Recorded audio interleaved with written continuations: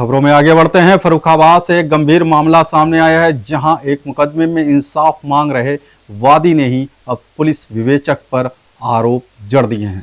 आरोप बेहद चिंताजनक है। विवेचक पर आरोपियों को बुलाकर वादी को दबाव में लाने की कोशिश का आरोप है।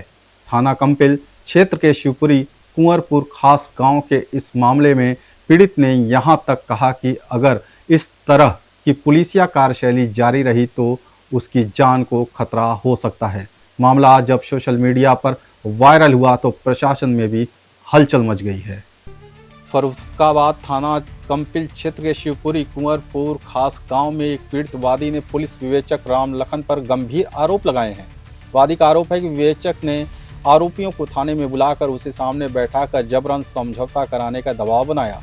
यहां तक कि वादी की दुकान पर ही सभी आरोपियों को लाने की बात खुद विवेचक कर रहा था और ये बात सोशल मीडिया पर वायरल एक ऑडियो क्लिप के जरिए सामने आ चुकी है। वादी का कहना है कि अब वह भयभीत है और उसे लगातार मानसिक दबाव में रखा जा रहा है।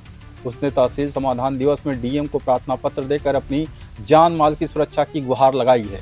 इस घटना ने न सिर्फ पुलिस कार्यशैली पर सवाल खड़ा किए हैं, बल्कि ऐसे मामलों में पीड़ितों के अधिकारों और विश्वास को भी चुनौती दी है। अगर कानून की रक्षा करने वाला ही दबाव का उपकरण बन जाए तो न्याय की उम्मीद कहां से करें। मामला यह है कि हमारे भाई के साथ में धोखाधड़ी करके लाखों रुपए की ठगी कर ली। उस संबंध में हमारे भाई ने FIR दर्ज कराई थी। उसकी विवेचना पुलिस ने पहले 3 बार की। उसमें आरोपियों की बयान लगा के उनमें अंतिम आख्या लगा दी थी। फिर दोबारा जांच हुई, दोबारा जांच शुरू हुई है, दोबारा जांच हो रही है। उस संबंध में कल शाम को जो विवेचक हैं SI राम लखन सिंह, उनका लगभग शाम को 6:30 बजे के टाइम पे कॉल आई थी हमारे पास।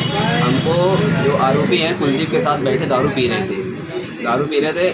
उन्हें वहीं हमको बुला रहे थे, अरे वहीं आप आ जाइए अपने गवाहों को लेके और आप वहीं आ जाइए, यहीं पे आपके आमने सामने बयान होंगे, वीडियोग्राफी होगी, ये पूछा था। इसकी हमको हमारे पास रिकॉर्डिंग भी है।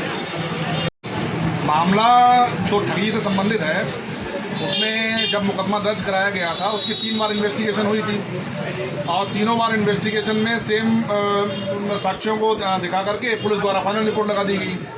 तो फाइनल रिपोर्ट को CGM साहब के यहाँ प्रोटेस्ट में अलाउ करके वापस दोबारा कर दी गई। दोबारा विवेचना के आदेश किए गए उसमें। तो दोबारा विवेचना का अर्थ क्या होता है?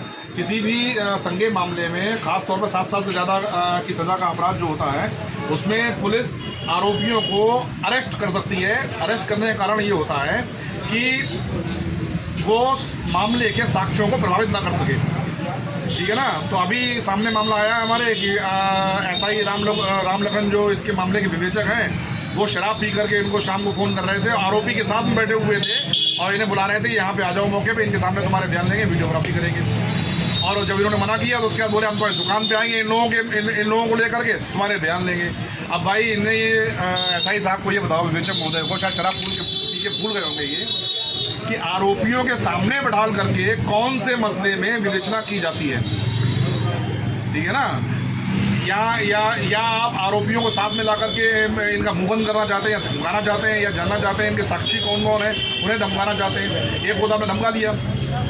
तो ये पूरी तरीके से मेरे हिसाब से तो नेग्लिजेंस का और पर्सनली इन्वॉल्व होने का मामला है। पुलिस पर्सनली इसमें इन्वॉल्व हो रही है क्योंकि इसमें इनके द्वारा पूर्व जो थानाध्यक्ष थे कंचन, दिलीप कुमार कंचन, उनके खिलाफ भी इनके पिता ने मुकदमा दर्ज कराया हुआ है। इसलिए पुलिस इसको व्यक्तिगत ले रही है और इन लोगों को धमकाने के लिए, साक्ष्यों को प्रभावित करने के लिए पूरे प्रयास कर रही है, जो कि पुलिस की कार्य प्रणाली पर और संदेह उत्पन्न करता है।